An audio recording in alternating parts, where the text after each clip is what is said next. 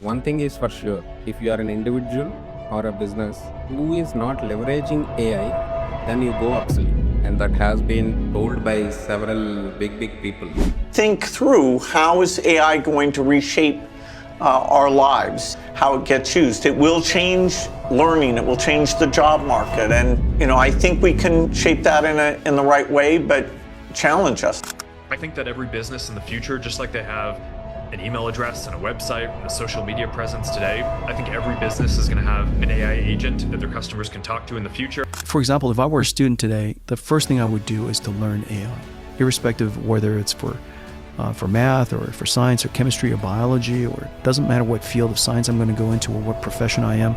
I'm going to ask myself, how can I use AI to do my job better? If you are a budding entrepreneur, especially in IT, create a freelance account in Fiverr.com to create a services page in LinkedIn, and if needed, promote that page in social media also. And number 3, create a small flyer and then do a social media paid campaign. I'm sure if you do this persistently and consistently for 6 months, I can guarantee you within 6 months, you will become a very motivated entrepreneur.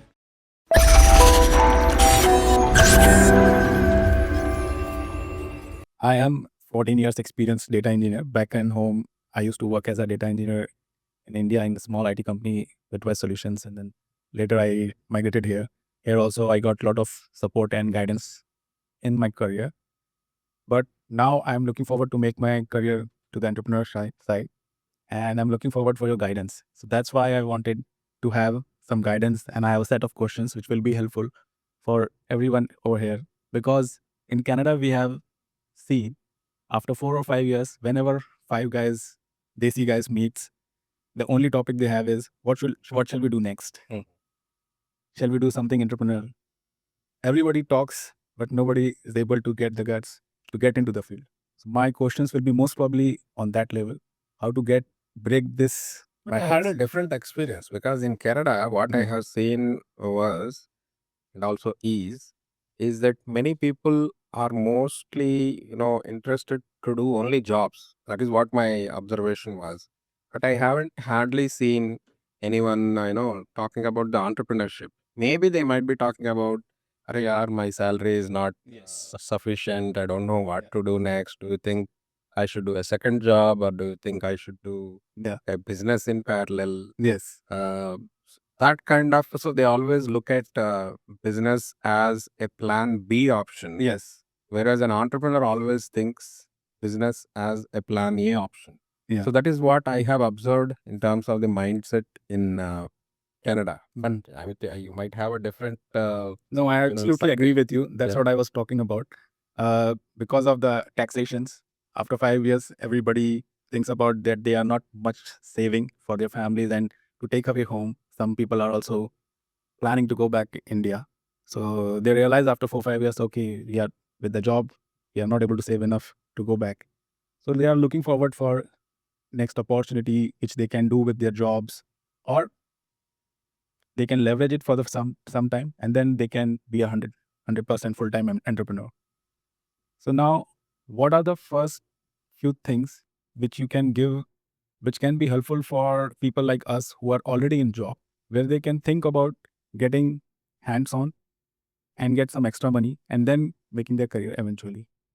Whatever you guys are discussing and whatever the typical entrepreneurship is completely different. Here there are two set of problems. One set of problem is in Western countries, or in fact anywhere, a person must always have more than one stream of income. Yes.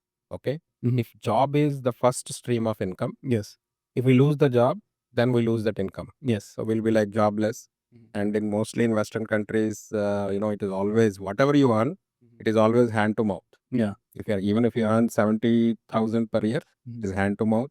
Even if you earn 150,000 a year, it is always hand to mouth, because your expenses will increase based on your income levels. Yeah. Okay, because people are not very disciplined in terms of saving.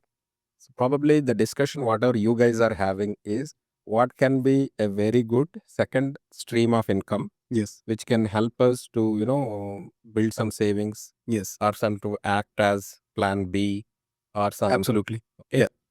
Okay, so here my advice would be, if a person is in one line of activity, either in a job or in a business, then his second stream also should be a complementary line of business or a complementary industry or a complementary stream.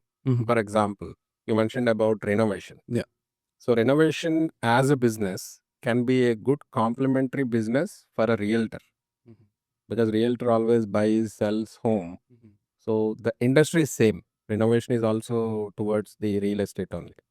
But let's say if you are an IT person, can you take up renovation as a business? If the question is can, the answer can be why not. But is it a good one? My personal opinion would be might not be, because number one, you will not have any insight into how that business is. You will not have 360 degrees connections, you know, related to that business. You always have to depend on some expert. Okay, if you are passionate about something, then it's a different story altogether. Some people would be very passionate about. They might be doing IT jobs, but they might be passionate about real estate or some insurance. That is one care I would say. I would take. Don't go away with if people are doing the same. People are telling the same kind of an advice. We always think that it might be the best advice, but there are two fundamental aspects here. Number one is confirmation bias and information bias. There are two concepts. Confirmation bias means like you're already fixed something in your mind and you always wanted to search for details related to that. For example, you're an IT person. Yeah. In your mind, you thought, okay, I must do real estate. I will, get more money. Yes. If you have thought in your brain, Yeah. probably because you might have invested in a lot of properties and that's stuck in your brain, then what you will try to do is you will only talk to realtors. Yeah. You'll only talk about real estate. Yeah. You only talk about real estate with your friends. You only ask about advisors related, because you already are fixed about real estate. That is called as a confirmation bias, because you're already confirmed with some point and you're always biased towards that point.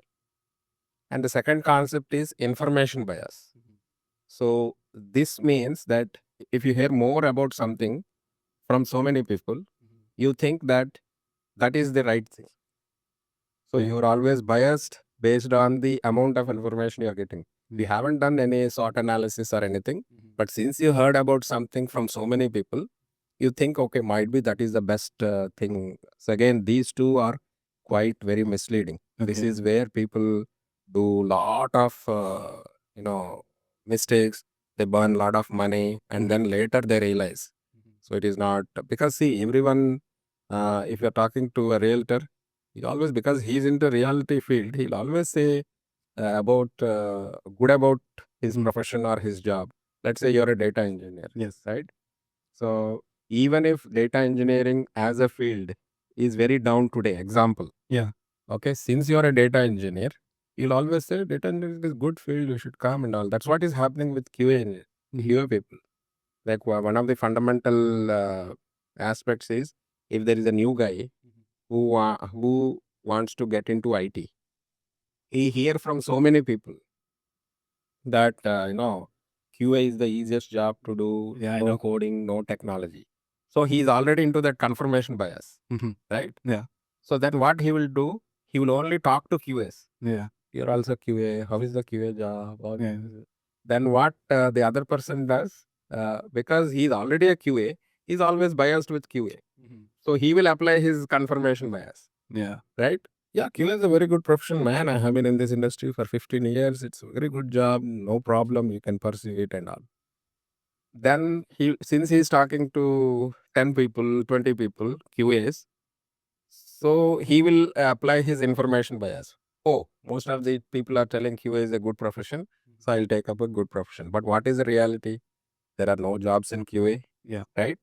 So this is how people take wrong steps in choosing what is the right profession or choosing what is the right business to do.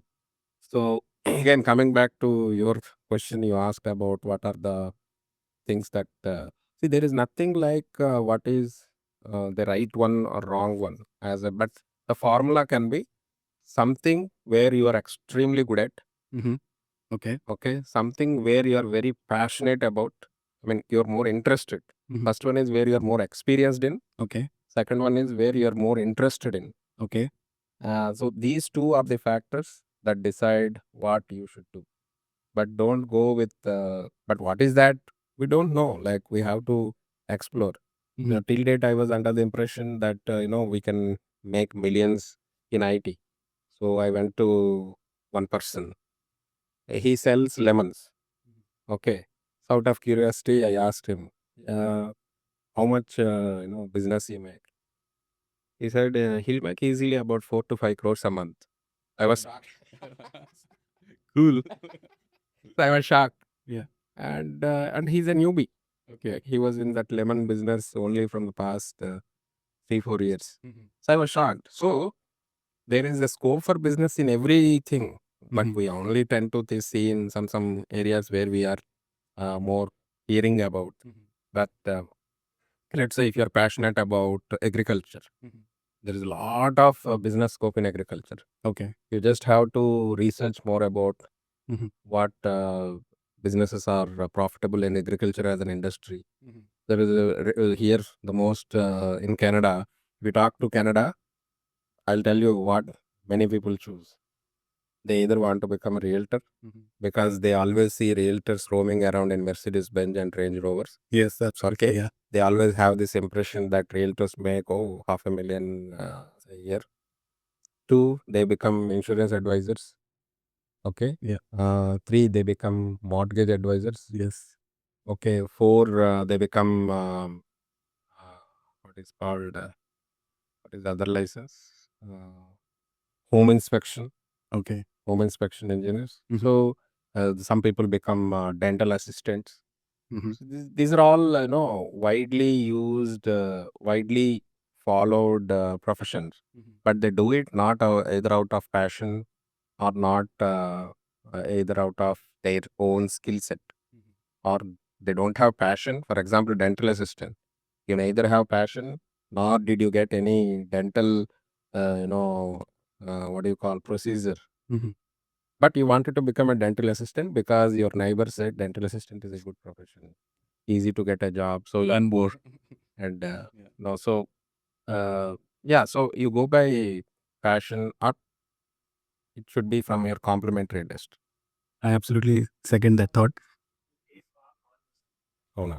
Venkateswara. Okay. So I absolutely second that thought. Thank you so much for a great insight. However, I would like to extend on this question again because where I am and most of my friends are from the IT background. Most of my friends, family members are into IT background, and finding into a complementary field, which is to IT, getting a second stream of income, it will be very difficult until we explore ourselves and to come upon what is our own passion. So my next question is that how can we, people like us who are spending 8 hours on job, can explore ourselves what is our passion. Some people know they are lucky, but most of 80% people don't know what is their real passion for which they can spend more hours after their work hours. So if you have any steps or something to Don't add. understand the question.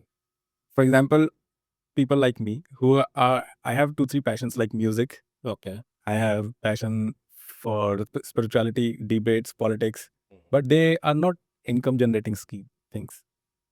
Where I am in IT, if I'm looking forward to get another way of another stream of income, so that is either I take some open contracts and get into those kind of things. How so? If the people is not clear about what is the passion, how to find what are there any ways to find out what can be my passion and where I can spend more time? Yeah, see, what is the passion for a person? It is only that person who can, understand that. Mhm. Okay. But here, sometimes people get confused with their liking and their passion. Okay, so liking is something, okay, I like music, but passion towards music is like day in and day out.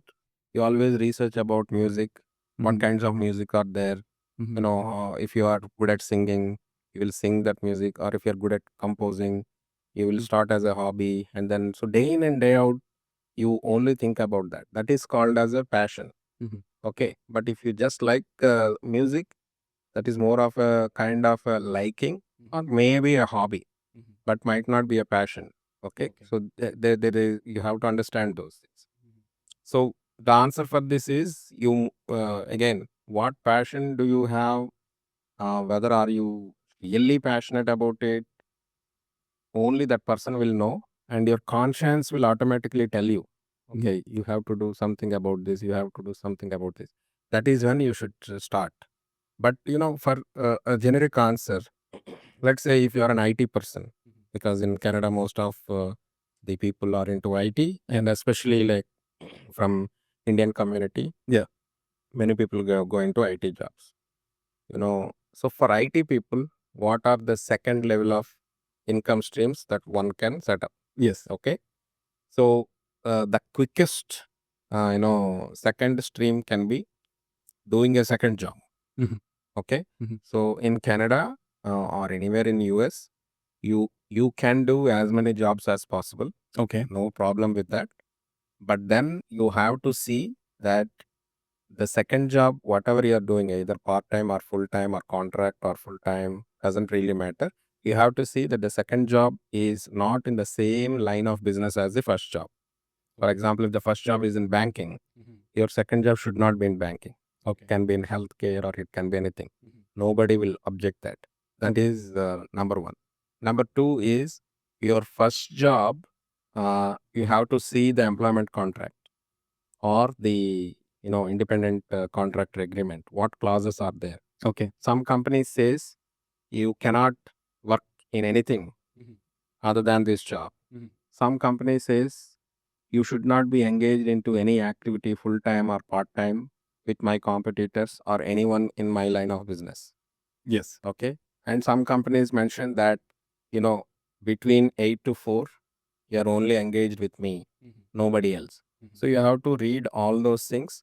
Based on that, you have to plan your second job, either from a different line of business or something in a different time zone, or a freelancing work from other country which is in a different time zone. So this is doing a second job is the number one and quickest second stream of income. Okay. Third stream, second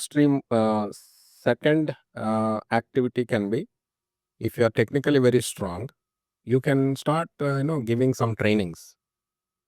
Okay, so like you can give B2B trainings or B2C trainings. For example, you are a data engineer, so you can just create a small flyer that I train data engineers, blah blah blah, for so and so dollars. Okay.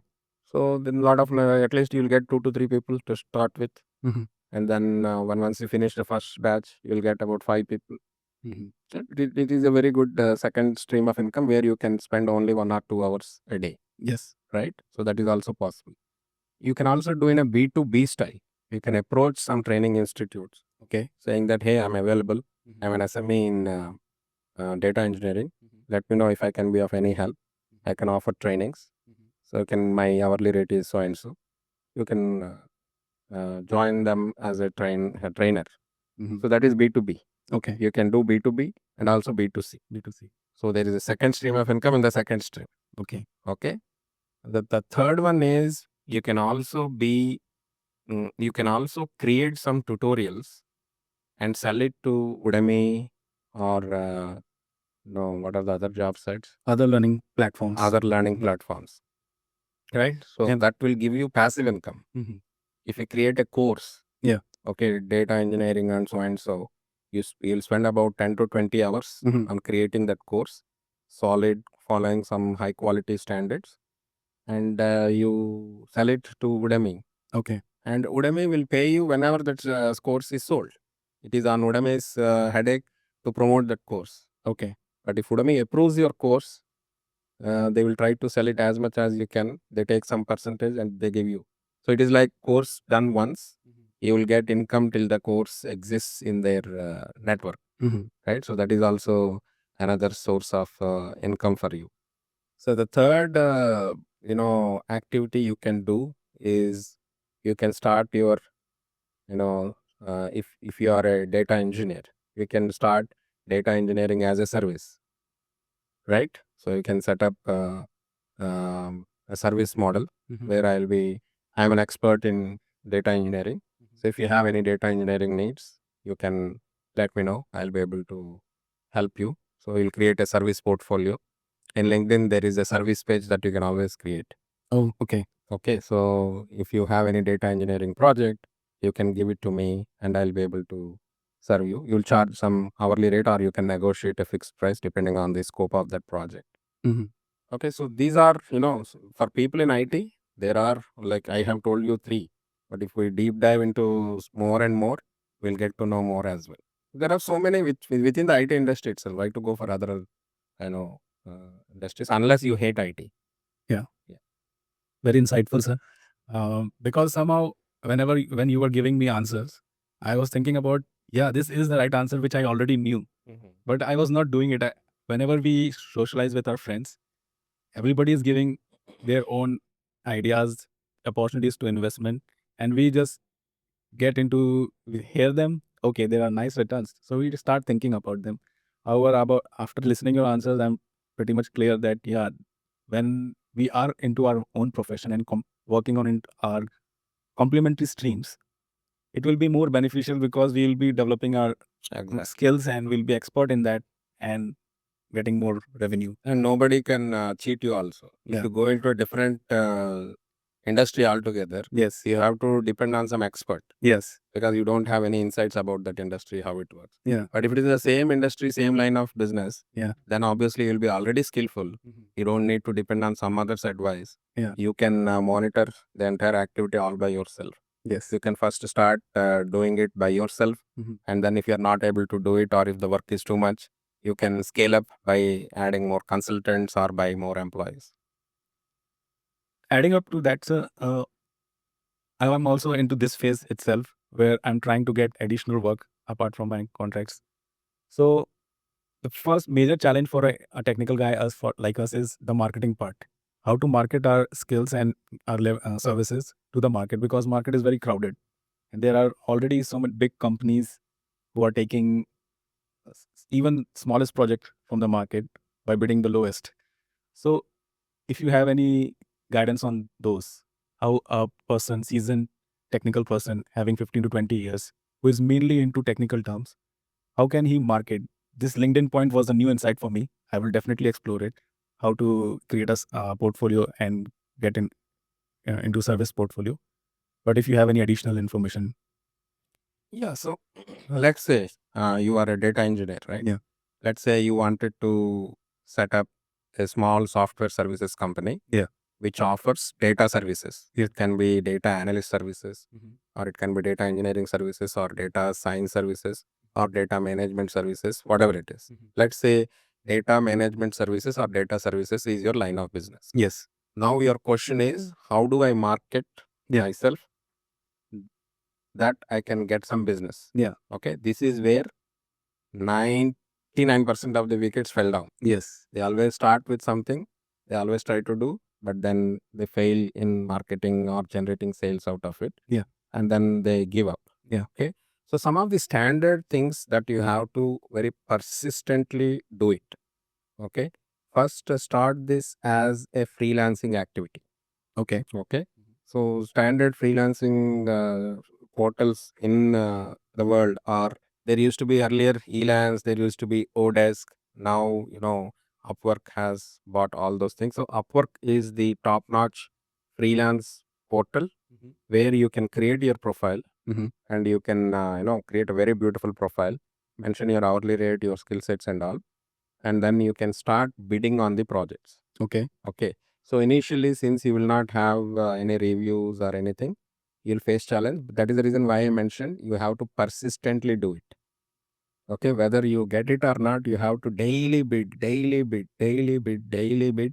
and give some time. Like reasonable time can be 100 days. Okay. Even if you are not able to get a single project accepted on 99th day, on 100th day it is possible. So you have to give reasonable time to bid. Make sure you create your profile very very well, and then you'll get the success. In fact, that is how I started my IT services company's journey as well. So I'll share more detail about that later. But this is one thing that you can do.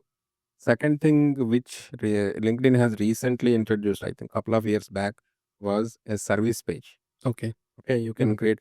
You will have your LinkedIn account. You can also create your own service page. You can then mention what services do you offer, what is the hourly rate. You can also put some beautiful projects that you have done. Okay. With detailed explanations, and then you can create a small cover image for that. It reflects what services that you offer. Yeah. Okay. Yeah. So that is the another thing. I get a lot of business from that service page. Okay. Okay, I have seen many of the entrepreneurs also get a lot of business there. Third thing is you create a very neat flyer. Okay, either in landscape mode or in portrait mode. Okay. Create a nice flyer. What is the company name? What services does it offer? Also put your picture. Okay. You also mention your credentials, 15 years industry, blah blah blah, and then you post it in social media. Okay. And then you promote it. Okay, for example, IT services, who will, let's say you are in the initial stages. So first you wanted to do some freelancing. So most of the businesses or individuals who can give you jobs to you might be on the social media. So you wanted to capture them. Okay. So you can run a small Facebook campaign or an Instagram campaign for this flyer with a budget of, let's say, $10 a day. Then you will get a lot of leads. You'll start getting a lot of leads. And if you get more, increase the budget more. So that way you'll get double the leads. So whenever you get a lead, you call them saying that, hey, you have sent an inquiry about data engineering services. Tell me what exactly are you looking for? So you can talk. Some of them will be junk. Some of them will be like irrelevant. That's all right. But at least from the leads you get, if you're able to, get at least one project. For example, $10 a day means you'll spend $300 a month. Yes. Out of $300 that you spent, probably let's say you got 50 leads. Okay. Okay. Let's say out of 50 leads, 90% are junk. Yeah. So only 5 are decent. Let's say out of 5, you got one project. Yeah. Okay. That project can be like say $2,000, $3,000. Let's say $3,000. Yeah. Decent. So you spent 300, you got $3,000 worth of project. Absolutely. Yeah. So your gross profit itself is $2,700. And let's say after your effort and everything, your net profit can be $1,000. Right? Just by inputting $300, you are making a net profit of $1,000. So that is the beauty of Facebook campaign or Instagram campaign. So number one, if you are a budding entrepreneur, especially in IT, create a freelance account in Fiverr.com or in Upwork.com. There are so many websites. I used to create in all the websites, whatever are there available. To create a services page in LinkedIn, and if needed, promote that page in social media also. Okay, that way you'll get a lot of visitors to that service page. You get a lot of followers to that service page. And number three, create a small flyer and then do a social media paid campaign. You will see how beautiful those leads will be. You'll be very motivated. You get almost leads every day. So these are the three. If you do, I'm sure if you do this persistently and consistently for 6 months, I can guarantee you within 6 months, you will become a very motivated entrepreneur. You'll start getting business. Within 1 year, yeah, I'm sure you will resign the job and will take care of only the business. Oh, I'm still getting the chills. Yeah. So here it comes the passion, and definitely where we have to be persistent about this. And so this will validate ourselves that whether we are passionate about our job or we are just liking it to do it. So yeah, definitely it's a great insight, sir. Just extending this question, because you are a successful entrepreneur. You have a successful IT company over here. Like, how did you got your first client over here in overseas? Because you're dealing with some very big clients. Apart from doing this remote job, how did you landed your very big client first? Yeah, so that happened like a miracle. Like I told you, initially when I was scouting for the business, then I used to do freelancing by myself. When I'm busy, then I got the friends to do it. And when my friends are also busy, then I hired employees to do it. And I used to make almost like 300K, 400K USD per year. So I used to consistently make that. Okay, so in India, then that helped me to get the business, and with that business, I got a lot of contacts, and from that contacts, I used to get direct business. Okay. And from direct business, I used to get referrals. So the business used to input. So the seed is freelance website. Okay. So that has given the initial, let's say 100, 200 clients, and after that, those clients have started to work with me directly, and after they liked the work, they used to, But these are all small projects which I used to do in large scale, meaning like for example a website for $1,000, a web application for some $10,000, or a mobile application for some $5,000. So these are small projects, but then I used to do so many at one point of time. Mobile applications itself, in our company we used to do close to like 30-40 mobile applications used to get developed at any point of time. So I used to small budget only, but in a scale. So it's called as economies of scale. But your question is, how did I get my very first, let's say 100K Yes. customer, right? So while I was in India, I never got the very big budget because of my model. So that is the reason why, I always wanted to be in the time zone of the customers. So Okay. my customers are in US and in Canada. So that has driven me to actually come closer to the time zone. Yeah. Okay, so that's how I landed in Canada. But then after I landed in Canada, I was doing the same thing, which means I was still getting the same kind of budgets and everything. So being in the client time zone was not really helping me. So then I said, I think the whole model has to change. Yeah. So then what I have done is, so I thought, okay, I'm making the same amount of money which I used to make in India. In India, if I make the same amount of money, I can survive because the expenses are less. But if I'm making the same money here while I'm in India, I have more expenses. While I'm in Canada, I have more expenses. Yes. So instead of being in positive, I was in negative. So then I thought, okay, the money I'm making, that is not sufficient for me. And then at least I should try to do a job. So that's when I have started to apply for jobs. Okay. So while applying for jobs, I thought I'll get the job within a week. But, it took me 20 months for me to get the very first job. And that too, the first job I got was as a 4 months contract. Okay. Yeah, so 4 months contract I got as a DevOps engineer. Even though I don't know DevOps, I was a QA in the past. But in my profile, I have put a keyword Jenkins. So the hiring manager has seen that word Jenkins. He called me for interview. Luckily, I have learned something about Jenkins before I go to the interview. And then in the interview, all the questions are related to Jenkins, and they gave me a 4 months contract. Okay. So that first contract was the federal company, like CBC Radio. Okay. Okay. So after I came to Canada, so I hired a mentor. Okay, this also I'll talk about it.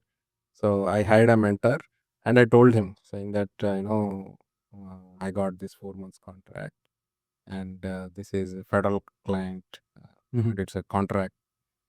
But of course, it was me with whom the contract is, right? So then my mentor said, okay, we got our very first client.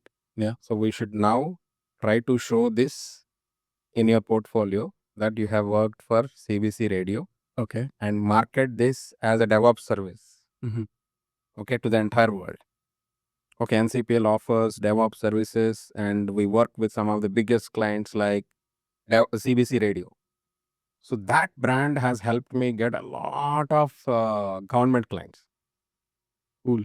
Okay, so initially a contract which I have done on my personal name, so that I have taken because I have genuinely done it. So then I have created a portfolio based on that. Mhm. I have marketed my the DevOps service, showing that as my credential. Okay. So that has helped me, get a lot of banking clients, insurance clients, government clients, whatnot. I used to have about 50 DevOps customers, and each business size is not less than 100K. Okay, Yeah. so for some projects I made about 500K. For some projects, the average size is 100K. Great. That is how, So that a tip from the mentor, Mhm. that we should leverage whatever we are doing or we have done for a small work we have done for a big client, since it is a genuine work we have done. So he said we should leverage this, and he has given the idea, and that has changed the entire scenario. So that's when I started to get, big clients. In addition to this question, sir, I would like to ask, in the current age of AI, if you are think about if you are starting your business today, so do you have any tips? How can we leverage AI in our starting stages of entrepreneurship? Yeah, in fact, I recently started my AI company also. Yeah. Hruday, HRUD.ai. So Okay. it means intelligence with heart. Mhm. Okay. So what I have realized in the last 2 years after AI has come into picture is that one thing is for sure: if you are an individual or a business who is not leveraging AI, then you go obsolete. So Okay. only those individuals and businesses who use AI will sustain. Mhm. Rest of the individuals and businesses who do not use AI will perish in the market. That is for sure. And that has been told by several big people. So that is what I realized. So then what we can do, number one, we can be a better user of AI in our existing business, Mhm. which means, let's say I'm already a software company. How Mhm. can I leverage AI in my company? I can use AI in my sales. I can use AI in my marketing. I can use AI in my internal communication or external communication, right? Yeah. So we can leverage AI as a technology in the existing business. Mhm. And number two, you can use the business on AI. For example, I have leveraged AI in my business to multiply my profits like 10 times, 5 times, etc. Now, you might not know it. No. Let's say you are a business as well. Yeah. It might not be an IT business, but it might be some non-IT business. Yeah. But even if it is a non-IT business, if it doesn't leverage AI, Mhm. it can't sustain. Yeah. So I, as an AI consultant, can come to you Mhm. saying that, hey, I can AIify your business. Okay. Okay. You pay me monthly this much. Okay. Yeah. So that is a model I am trying to work out. Mhm. So in this AI Zamana, if you have to grow your business, you have to use AI in your existing business. Additionally, if you are more passionate about AI, like you can also start AI consultancy or Mhm. AI consulting, where we can help businesses to implement AI, or you can start building, you can start offering AI as a service, Mhm. or you can start building AI products, whatnot. So you can do so many things.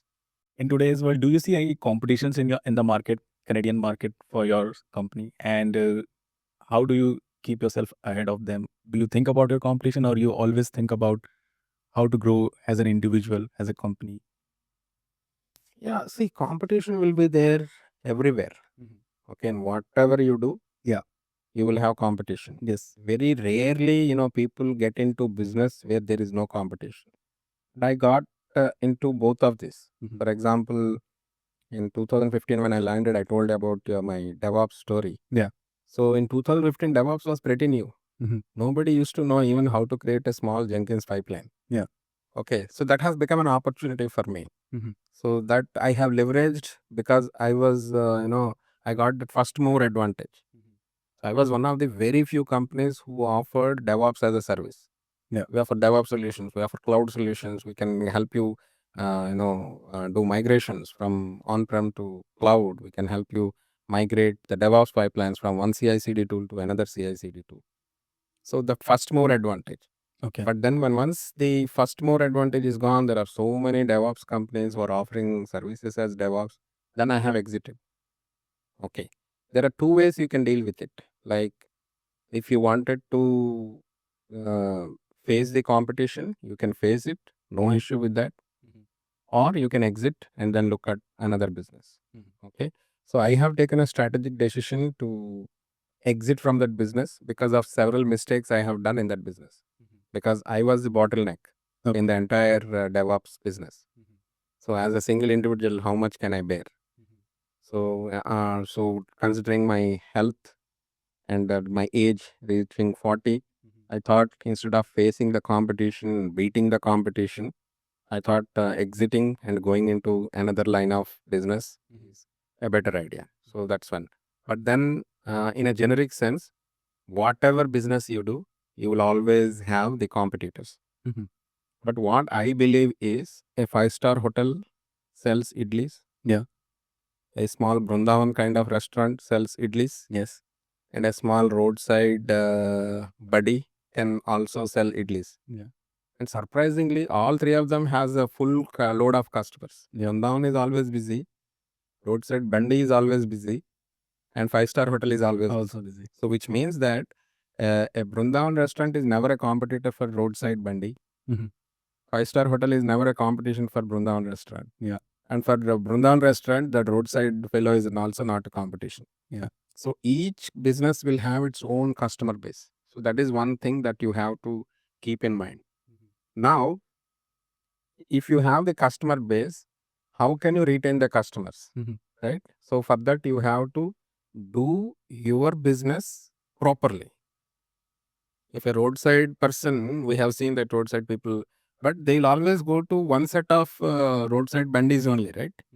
Right. For example, in Hyderabad, we have Ram ki bandi, Lakshman ki bandi, but there are so many other bandis also. Yeah. Why they go only for Ram ki bandi and Lakshman ki bandi, right? Yeah. Because they offer their, idlis, puris or tiffins in a very tasty manner. So the best way to beat the competition is not getting worried about the other competitors. Okay. But instead, whatever you are doing, you have to do it very, very effectively. In all the businesses, whatever I have done, I used to do it very effectively, very, very well. My core strength is execution. I execute it far better than so many other businesses. So that is how I retain my business. I scale up my business. At the initial stage, when you were starting a business, how did you manage your time, energy between your family? Because I believe you were married that time as well. And starting a business is always a very hectic thing. Taking time out of the regular work is a lot of people are not able to do that. So how did you manage that at that stage? And on that, if you have any guidance or tips. I I used to have only before I got married, I used to have two things: going to job, taking care of my business. Because initial days before I was married, I used to do job in Huawei and also run my own business. But then once I got married, I quit the job and I have again now two things. One, take care of family and take care of the business. Okay, so when you are in the family uh, and when you are doing business, this is where many people, struggle. Yeah. Okay, so when they are doing business, they feel that they are not able to give quality time to family. Yeah. And when they are giving time to family, they feel that they are not able to spend much time for the business. Yeah. Okay, here what I have implemented is a mindset change.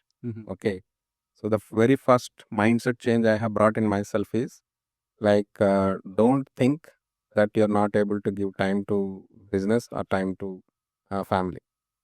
90% of the time should go to business only. Okay. Okay, 10% of the time to family, and the 10% should be a quality time. and that quality time should not be a scheduled time. For example, you should not say that I'll spend time with my kids only on weekends. Yeah. Okay. Yeah. Or I'll go to take my wife to movie only on weekend. Mhm.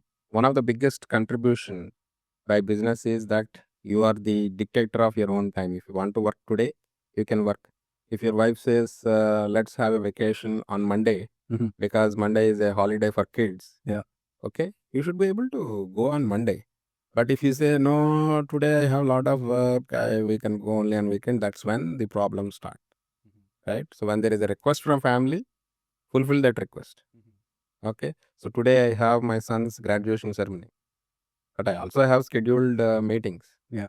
Okay. So I have cancelled all my meetings. Okay. And I have concentrated only on graduation ceremony.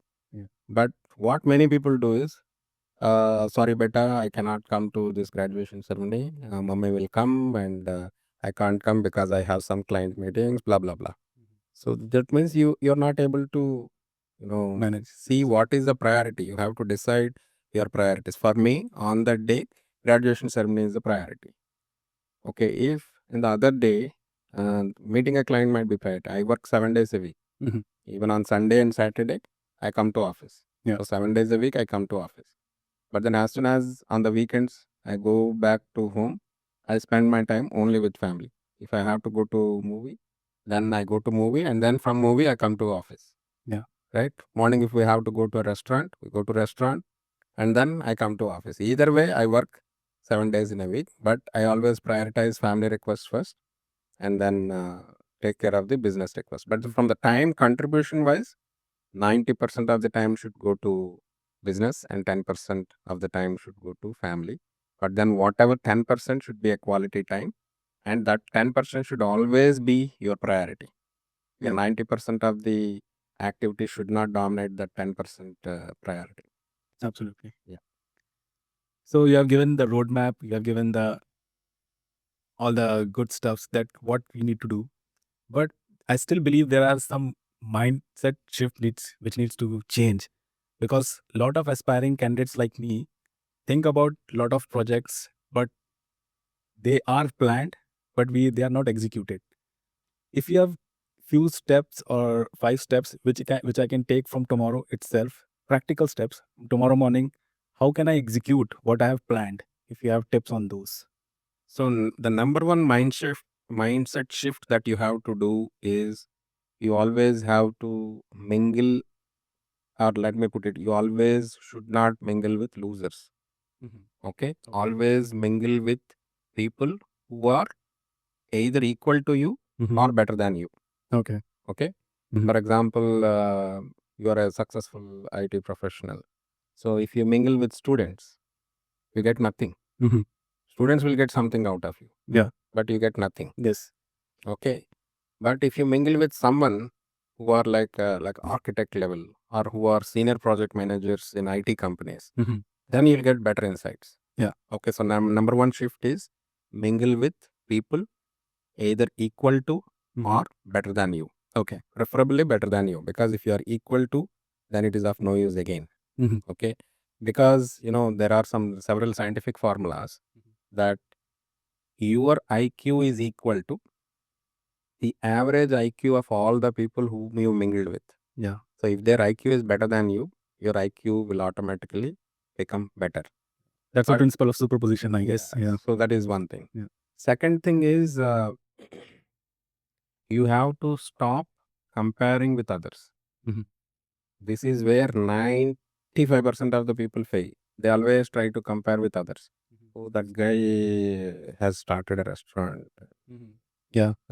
I wish I have started the same thing. Oh, he's now making 300, 400K per year. Now I'm still at 150, 200K per year only. So the minute you start comparing with others, that's when your declining starts. Yeah. Okay. Good or bad, you always have to think that you are the superhero, Okay. and you should never compare yourself with others, because no person can be an apple to apple kind of comparison. Your skill is different, your overall experience is different, your background is different.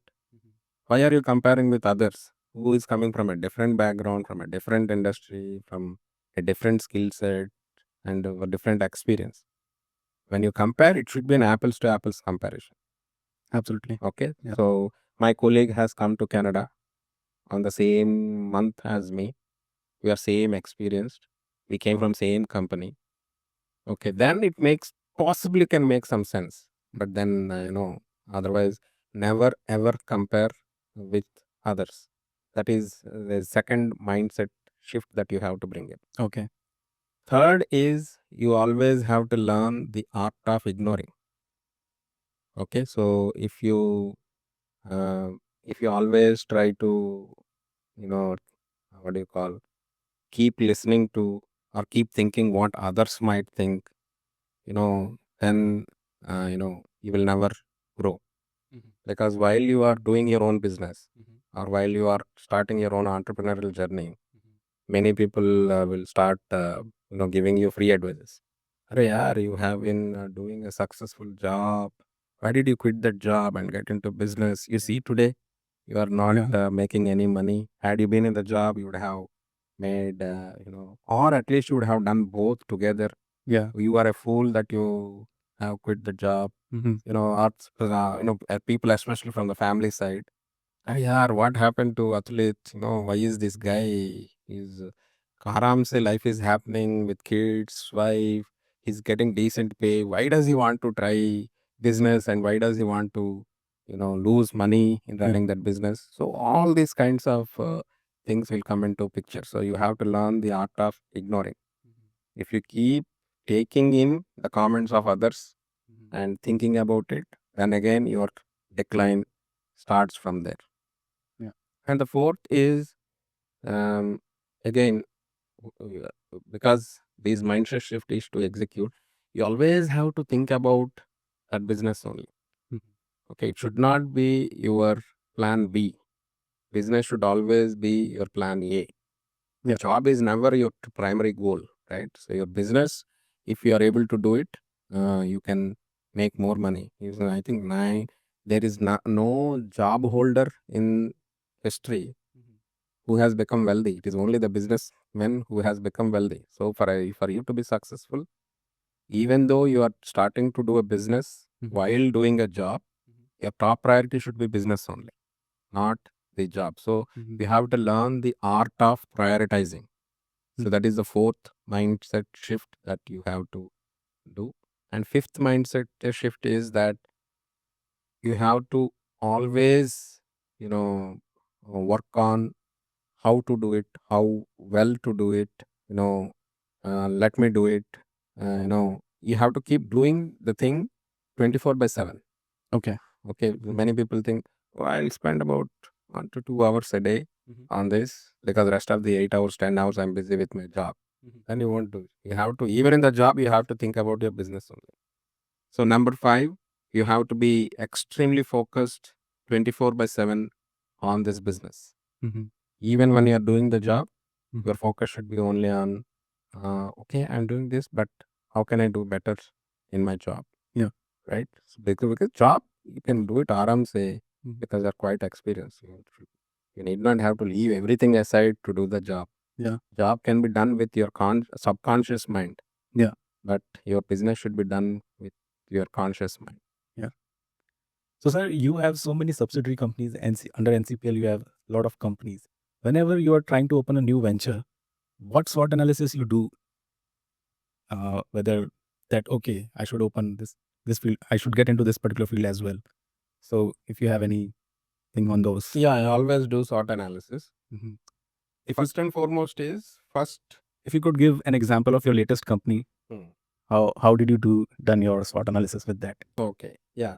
So the latest company I have started is Rodai, like the AI company.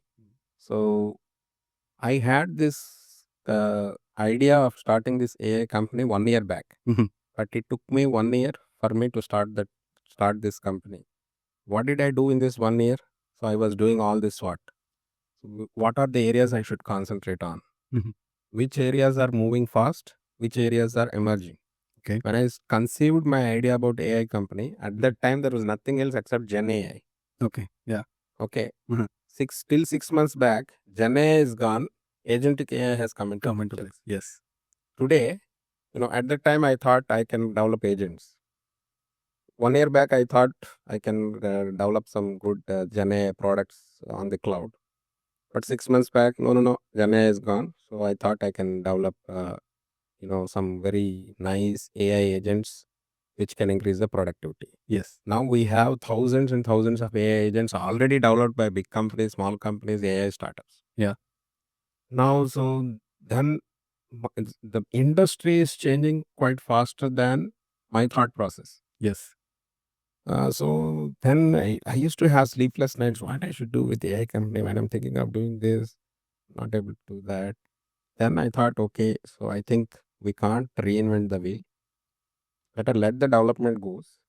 We will be in a business of not the generator, but in the consumer area. Okay. So we will do the consumption of AI better, or I will consult the businesses how to consume that AI better. Okay. So this business idea I did not have it on 1 year back or 6 months back. 6 months back, I thought I must develop very good agents because I'm coming from the development background and all. Always think I should be the creator. Yeah. Then instead of being a provider, now I think we should be more of a consumer and leading the consumption. Mhm. So this is what I had in my gut. Yeah. Now I have to do the SWOT analysis because first the input for SWOT analysis is your gut feel. Unless and until you believe, you cannot do the analysis, right? Mhm. But again, another disadvantage is whatever you believe, the very first thing, confirmation bias. Since I believed it is right, Yeah. I always tend to think, we should. No, this will definitely work. Yeah. That's how movies are made. They always make movie with some theme. They think that they have the best idea, but then when it goes into the market, it becomes a flop Yeah. because it's a confirmation bias. Yes. Even me or anyone has to, suppress to that idea. Mhm. So since I thought, okay, there are a lot of businesses whom I can help how to use these AI agents. So I'll work with businesses. I'll start scouting for the businesses, blah, blah, blah. Then all my SWOT analysis is based on whatever I want only Mhm. in general. Mhm. That is where you should have a mentor. Okay, so your mentor will act as your devil's advocate. Okay. Okay, so why this? Mhm. What if? Okay, Yeah. so he will ask all the questions Mhm. for which we may or may not have answers. Okay. So he will send back Mhm. saying that then I have to rework on it. Then my confirmation bias is gone. Okay. Now Yeah. I have to work on whatever inputs he has given. Yeah. Oh yeah, it is true. What if this happens? What if that happens? How to do this, blah, blah, blah. Then I refine the idea, again present it, again brainstorming, again present it. So I had about 3 to 4 iterations Okay. with my mentor. Mhm. After that, I have come up with solid plan. Okay. So the number one is to conceive any new business. Mhm. First, you have to follow your gut. Okay. Without gut, you can't do anything. Yeah. Don't blindly say, "Arey, yeah, this is in good demand, let's go do it." Mhm. You have to first believe in your gut. Two, do your SWOT analysis. Okay. And that SWOT analysis will always be biased in general. Mhm. Three, always have your mentor Mhm. to act as a devil's advocate, Mhm. take feedback, brainstorm. If you don't have mentor, brainstorm with people in your circle. I told you, right? Yeah. Someone with IQ better than you to have an internal review or brainstorming sessions with them. Then it will work out. That's how I did for this company. Okay. Thank you, sir. Uh, it was very inspirational with all these business questions. But coming back to that same situation where that 5 people are sitting, basic guys, out of those 5, I don't think all the 5, only one may be very inspired by this podcast, and he will be looking forward to look for his own venture. But for the other 4 guys who are still looking forward to grow their money, uh, and they don't want to put their efforts like as an investment. So in that terms, for a general couple who have spent 5 to 10 years in Canada and they have 100 to 200K in their savings, do you have any roadmap for them how they can grow their money apart from the normal traditional investments? Because real estate is not doing well these days, as is. I mean, it is all subjective. There Mhm. are no strategies as such. I would generally say, if you have nothing else to do, Mhm. and if you wanted to be a safe player, then stocks Mhm. is what I would suggest. If real estate is not doing well, if real estate does well, even if I tell or don't tell, people will always be after real estate, Yeah. buying some investment properties and all. Yeah. But if the real estate doesn't do well, then invest in stocks that might Mhm. do well. But or if real estate here is bad, you can invest in your home country where the real estate will have pretty good, you know. But what to do with that extra money is very subjective. It is again, some people do private lending, Mhm. which is very profitable. Okay. But some people might like it, Mhm. some people might not like it. Okay. Some people invest this money into some, whole life insurance policies. Okay, towards the future tax savings. Some people invest in crypto trading, Mhm. crypto investments. Yeah. Some people do it in stock investment. Some people buy gold. Some people, pull up money, 3 or 4 friends. Since the market is down, they still wanted to buy the properties because now the market is down, they can get it for better price. Okay. So it is all subjective. So what is best for them, they can know only if they keep talking to people, not just 1 or 2 people, but several people who are better than them. Then, even after talking to several people, don't blindly, do whatever they ask you to do. Again, that becomes an information bias. Okay. After listening to everything, then listen to your gut, what it says, good or bad. Mhm. Listen to your gut and you will be successful. Okay. So you are a successful businessman, and I believe, and I'm sure there you must have faced a lot of times where your friends or family members may have approached with their own business ideas and they want you to fund because you are a wealthy person right now. So do you do such investments with your friends? I mean, with your close friends or your family members? And if you do, what do you think about? Because these here we are not talking about your particular business, and if they are your interest or passion, you're just hearing and want to help your friends or your family member, and he or she who is friend or family member is very passionate about that particular business. So do you make such investments? And if you make such investments, what things do you keep in mind? No, I generally don't make such investments. I don't invest because, money is one thing where it kills the relationship either with family or with Absolutely. friends. Yeah, I Right? agree. But I still want to help them. Yeah. So what I do is Mhm. I tell them, okay, I'm not, I'm giving you some money. Mhm. It is not credit Mhm. or it is not investment. Mhm. You take it. You don't have to repay it. Okay.